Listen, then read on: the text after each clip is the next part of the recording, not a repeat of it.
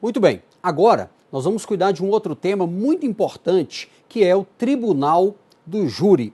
O artigo 5º, inciso 38, cuida do Tribunal do Júri e eu vou destacar aqui com você os principais pontos constitucionais. Veja que o Código de Processo Penal tem quase 100 artigos cuidando somente do Tribunal do Júri. Nós não vamos analisar porque não é a nossa temática. Nós vamos analisar aqui as questões constitucionais relativas ao Tribunal do Júri. Vamos lá? Vem comigo aqui. Olha só, o artigo 5º, inciso de número 38, diz que a lei vai organizar o Tribunal do Júri. A lei organizará o Tribunal do Júri. Hoje, como eu disse, o Código de Processo Penal cuida disso. Se você pegar, por exemplo, dos artigos 406 até o artigo 497, você vai encontrar a disciplina do júri. A Constituição diz que o júri é um juiz natural. Júri é o quê? É um juiz natural para julgar determinados crimes. Que crimes? Para crimes dolosos contra a vida. O Tribunal do Júri é o juiz natural para os crimes dolosos contra a vida. Não importa se esses crimes são tentados ou se esses crimes são consumados. O Código Penal, do artigo 121 até o 128, vai cuidar dos crimes contra a vida. O Tribunal do Júri, então, ele vai julgar os crimes dolosos contra a vida. Para a doutrina dominante, essa competência do Tribunal do Júri é chamada de competência mínima. Competência mínima por quê? Porque ela não pode ser excluída e ela pode ser ampliada. Pode ser ampliada. Então, duas informações aqui dentro dessa ideia de competência mínima. Primeiro, ela não pode ser esvaziada. Uma lei, por exemplo, não pode retirar essa competência do Tribunal do Júri. E ela pode ser ampliada. Por exemplo, os casos de continência, de conexão, de certa forma, ampliam a competência do Tribunal do Júri. O Tribunal do Júri é o juiz natural para julgar crimes dolosos contra a vida. Porém, fica atento, a competência do Tribunal do Júri não é absoluta. Por quê? Porque a própria Constituição Federal pode criar o quê? Exceção. Detalhe, se a Constituição define a competência do júri, somente a Constituição pode criar exceção. E quando é que a Constituição cria exceção? Por exemplo, nos casos de foro por prerrogativa de função. Detalhe, foro por prerrogativa de função previsto onde? Na Constituição Federal. Quem é que definiu a competência do Tribunal do Júri? Não foi a Constituição? Então, somente a Constituição pode criar exceção. Por exemplo, aqui, nós podemos colocar alguns exemplos na Constituição. Se você pegar, por exemplo, o artigo 80, deixa eu colocar uma outra cor aqui, vamos lá? Aqui, por exemplo, se você pegar artigo 86, se você pegar o artigo 102, inciso 1, a linha B, se você pegar o artigo, por exemplo, 105, inciso 1, a linha A.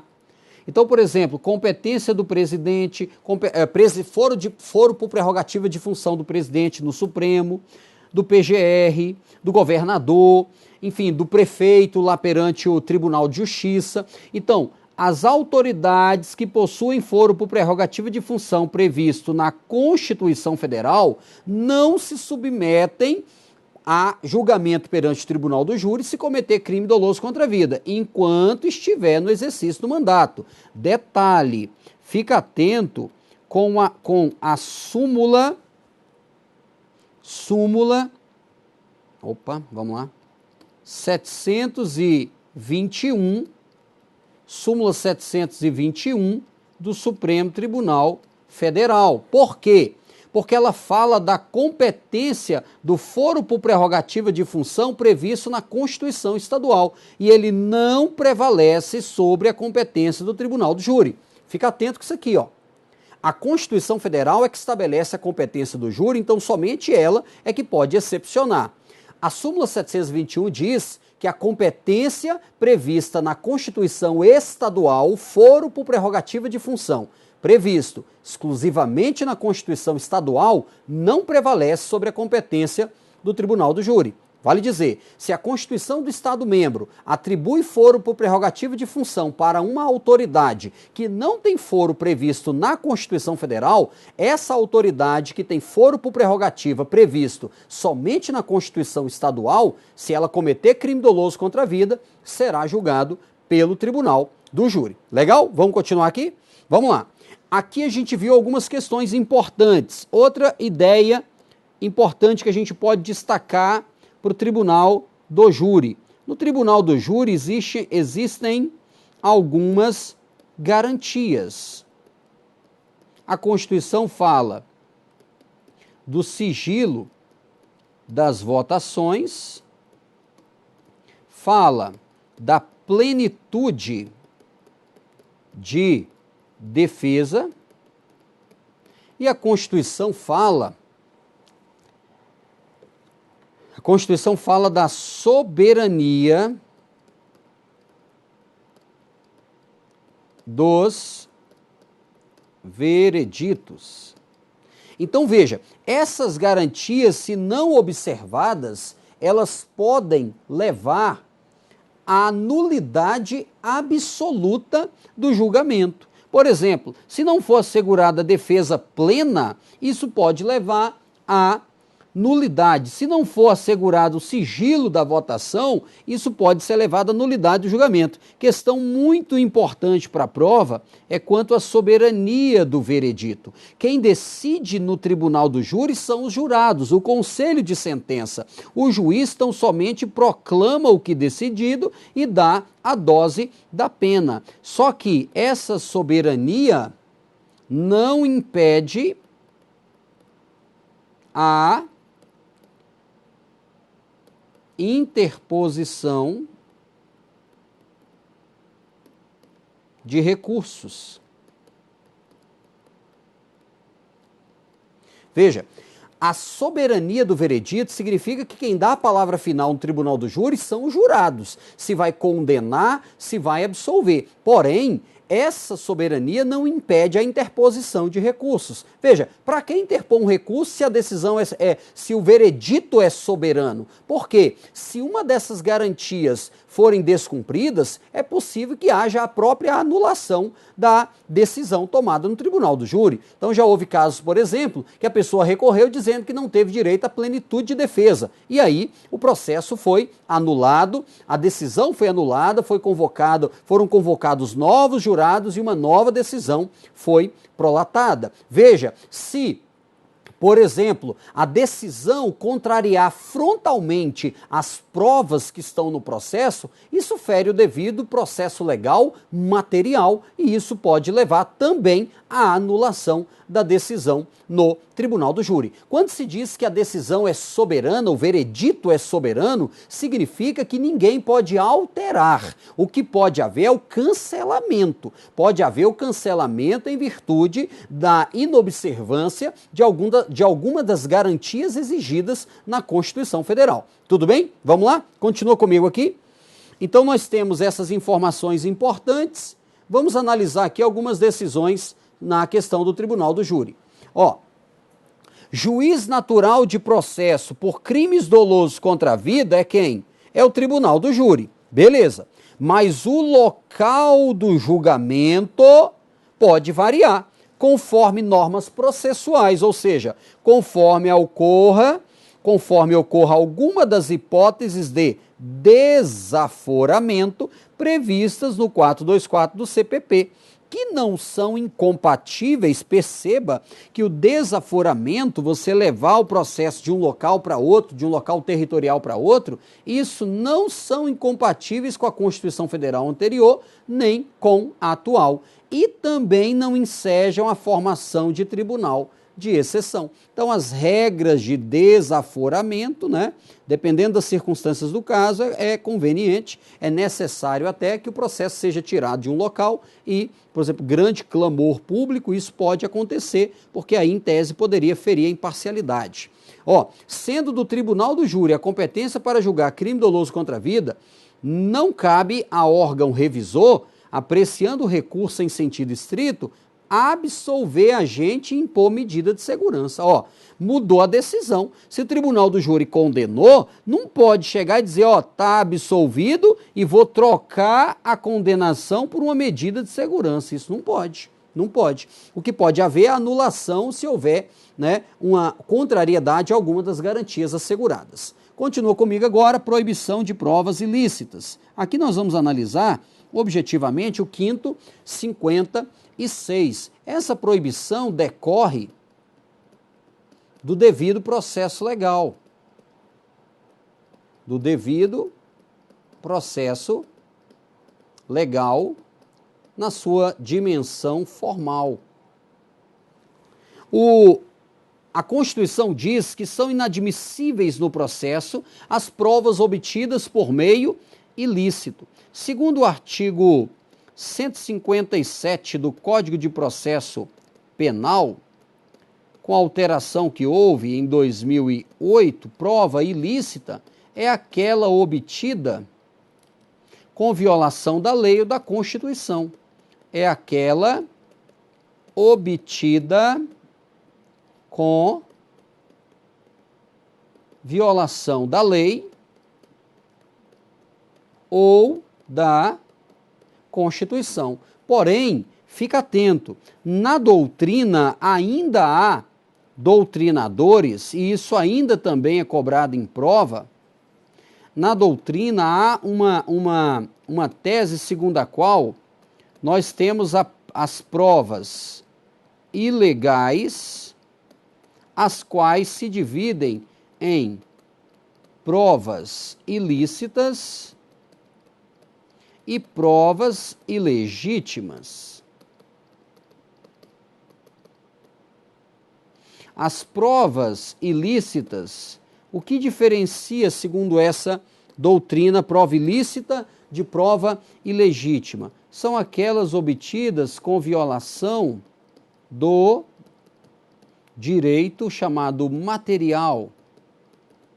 Por exemplo, uma prova violando o Código Penal, o Código Civil, a Constituição Federal, uma prova obtida violando a inviolabilidade do domicílio, contrariando, por exemplo, por meio de tortura, por meio de uma interceptação telefônica não autorizada, já a prova ilegítima seriam aquelas colhidas ou inseridas no processo com violação do direito processual.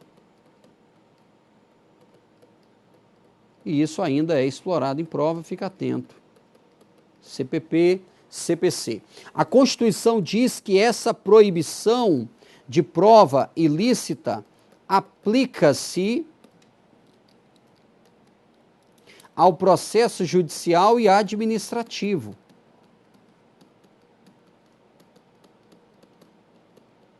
Ao processo judicial e também ao processo administrativo. Questão importante, a simples presença de uma prova não anula tudo, porque nós adotamos aquela teoria do direito americano, a teoria dos frutos da árvore envenenada, teoria dos frutos da árvore envenenada. Como assim?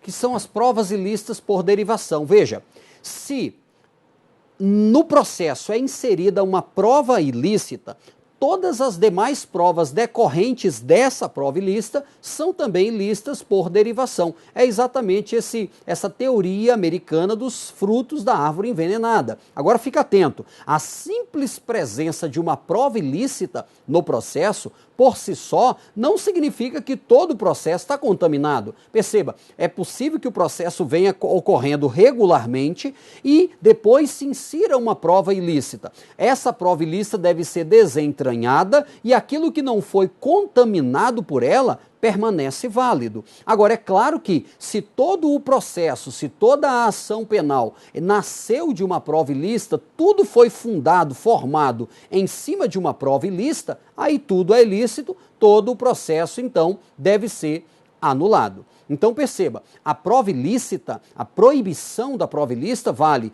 no processo administrativo e vale no processo também judicial. E vimos o quê? Que no Código de Processo Penal, ele não diferencia a questão de lei material ou lei processual, como a doutrina ainda faz. Ele diz, prova colhida com violação da lei ou da Constituição é prova ilícita, em tese prova ilícita não pode ser utilizada. Há autores que defendem que se a prova ilícita for a única capaz de provar a inocência, a defesa, ela deveria ser utilizada. Por quê? Porque aí nós teríamos uma ponderação entre o princípio da presunção de inocência, da ampla defesa e da proibição de provas ilícitas. A discussão que alguns autores trazem é que, se o Poder Judiciário se encontra diante da seguinte questão, vamos condenar um inocente ou vamos aceitar excepcionalmente uma prova ilícita? Então, diante desse contexto, diante dessa necessidade de ponderação, desse aparente conflito entre normas constitucionais, há parcela da doutrina que defende que se a prova ilícita for a única capaz de provar a inocência, ela excepcionalmente poderia ser utilizada. Fica atento, porque essa questão da prova ilícita ela é fundamental para toda a formação do processo, para a formação da ação penal. Veja que o Supremo Tribunal Federal, por exemplo, tem entendido que a gravação de uma conversa, se uma pessoa grava uma conversa que mantém com outra e ela pega essa conversa e apresenta ao Ministério Público, representando o Ministério Público, essa gravação feita por um dos interlocutores sem o conhecimento do outro, o Supremo entende que é uma prova lícita. Outra questão, o Supremo entende que se por exemplo, um servidor público está sendo investigado em um processo administrativo e também em uma ação penal, é possível que haja o empréstimo de prova da ação penal para o PAD, desde que se tratem do mesmo fato e que no processo administrativo haja, por exemplo, a questão do contraditório e da ampla defesa. Então o Supremo tem entendido que não são provas ilícitas esse empréstimo de prova do processo penal para o processo administrativo, desde que se refira à mesma pessoa e também se refira ao mesmo fato. Então, essa questão da prova ilícita ela é fundamental e ela decorre de que essa proibição da prova ilícita decorre do devido processo legal formal. Legal? Joga na tela aqui comigo. Olha só. Agora, vamos fazer aqui um comentário acerca do princípio da presunção de inocência. Artigo 5º, 57. Também decorre do devido processo legal. Esse princípio é também chamado de princípio da não culpabilidade. O princípio da presunção de inocência diz que ninguém será considerado culpado enquanto não houver o trânsito em julgado da ação penal condenatória. Então, para eu dizer que a pessoa é culpado, tem que haver o quê? Sentença penal condenatória transitada em julgado. Só após o trânsito em julgado é que a pessoa vai ser considerada culpada efetivamente. Detalhe, o Supremo Tribunal Federal tem algumas decisões importantes sobre a presunção de inocência. Por exemplo, o Supremo entende que, em virtude da presunção de inocência, não pode haver antecipação de pena. Por exemplo, em regra, quando a pessoa era condenada na primeira instância, condenada criminalmente, ele já era preso, ainda que ele apresentasse um recurso. Ele era preso e depois ele apresentava um recurso de apelação. O Supremo entende que essa exigência de prisão para que a pessoa possa recorrer, na verdade, fere o princípio da presunção de inocência. O Supremo entende, então, que, em regra, não pode haver a prisão antes da sentença judicial transitada em julgado. Por quê? Para evitar a antecipação da pena. Veja, é claro que se estiverem presentes os requisitos autorizadores da prisão preventiva, previstos lá no artigo 312 do Código de Processo Penal, aí poderá haver a prisão. Porém, a simples condenação na primeira instância não é suficiente para que a pessoa seja presa. Por quê? Porque não é para haver a antecipação de execução de pena. Veja, o Supremo tem entendido que, em regra,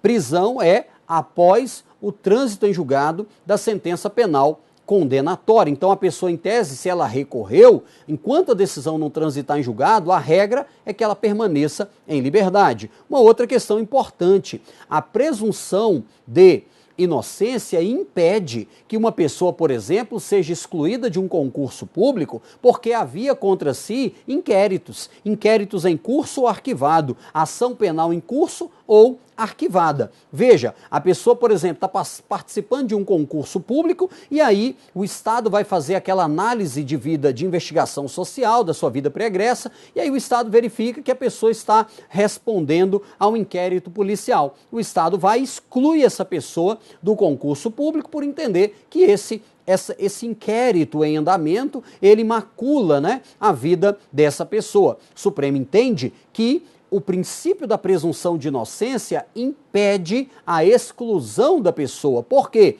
Porque ainda não há condenação criminal transitada em julgado. Ora, culpado somente após o trânsito em julgado da sentença penal. Dessa forma, os efeitos da culpa só depois do trânsito em julgado.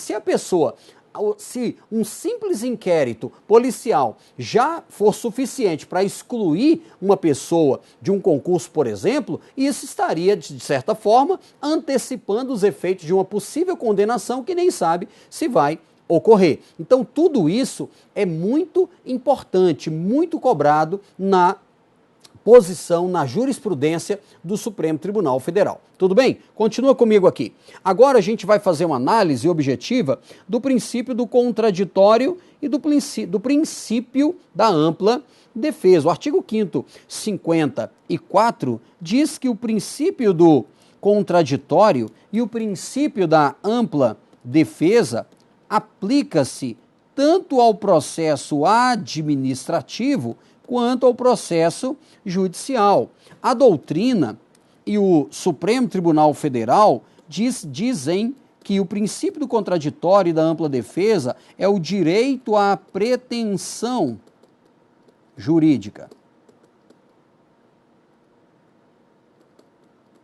Como assim direito à pretensão jurídica? O princípio do contraditório e da ampla defesa, ele se divide pelo menos em 3 ideias.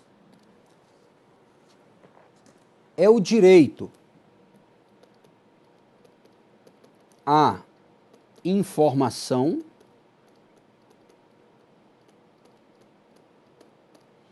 é o direito à argumentação e é o direito de análise da argumentação. Como assim? O princípio do contraditório e da ampla defesa está no artigo 5º, 54. Ele diz que aos litigantes e a todos os acusados em processo administrativo e judicial são assegurados o contraditório e a ampla defesa com os recursos e meios a ela inerentes. Então, todos têm direito de contradizer e têm direito de se defender no processo administrativo e também no processo judicial. Pelo princípio, pela a ideia de eficácia horizontal dos direitos fundamentais, esse princípio do devido processo legal, do contraditório e da ampla defesa, ele aplica-se até mesmo às relações privadas, por causa da eficácia externa ou privada dos direitos fundamentais. Perceba, o princípio do contraditório e da ampla defesa, ele se divide em três vertentes: direito à informação, direito à argumentação e direito à análise de argumentação. Como assim? Se um processo é aberto contra uma pessoa, o juiz vai ter que citar essa pessoa, vai ter que chamar essa pessoa. A pessoa precisa ser informada de que há um processo contra si, de que há um processo que interesse a ela. Esse é o direito à informação, é o direito de ser chamado pelo juiz para saber o que está acontecendo dentro do processo. Então, tudo o que acontece desde o início, veja que quando uma ação judicial é proposta, um dos atos introdutórios é o juiz citar a outra parte para que ela venha e tome conhecimento do processo. E mais, quando o processo está em curso, cada decisão que o juiz tome, que de certa forma possa interferir nos direitos de alguma das partes, elas precisam ser informadas acerca disso. Então, primeiro, existe o direito à informação. A pessoa, ela tem o direito à informação, ela toma conhecimento daquilo que está acontecendo no processo. Surge também o direito à argumentação. É do direito à argumentação que a pessoa vai apresentar provas, vai apresentar suas alegações, vai procurar contradizer aquilo que está sendo afirmado contra si. Então ela tem o direito de argumentação. E na terceira ideia é o direito de análise à argumentação. Em regra, quando uma pessoa apresenta uma argumentação ou várias argumentações, o juiz, ao decidir, vai ter que levar em conta, vai ter que motivar por que aceitou ou não a argumentação apresentada. O Supremo Tribunal Federal, é importante destacar, tem dito que o juiz não é obrigado a analisar todos os quesitos de argumentação apresentados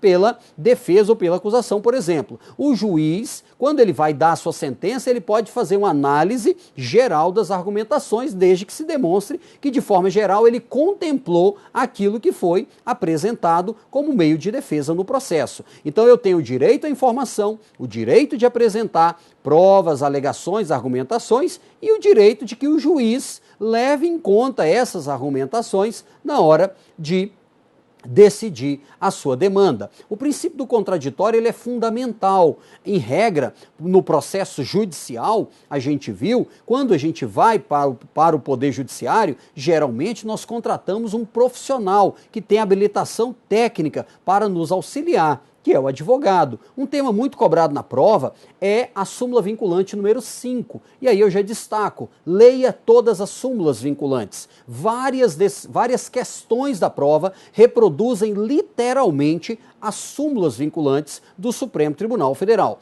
A súmula vinculante número 5 diz que a ausência de advogado no PAD, né, não viola a Constituição. Ele diz o quê? Que no processo administrativo disciplinar, o advogado, a defesa técnica, como diz lá na súmula vinculante número 5, a defesa técnica, ela não é obrigatória. Então, um servidor que está sendo processado lá por meio de um PAD, ele é que tem a decisão se vai ou não colocar um advogado, se vai ou não representar-se por advogado no processo. Se ele não fizer isso, depois ele não pode alegar que não teve direito à ampla defesa porque não estava representado. Por quê? A súmula vinculante diz que a falta de defesa técnica no PAD não viola a Constituição. O resumo é, o advogado no PAD é facultativo. A gente para por aqui, na próxima aula continuamos juntos. Um grande abraço.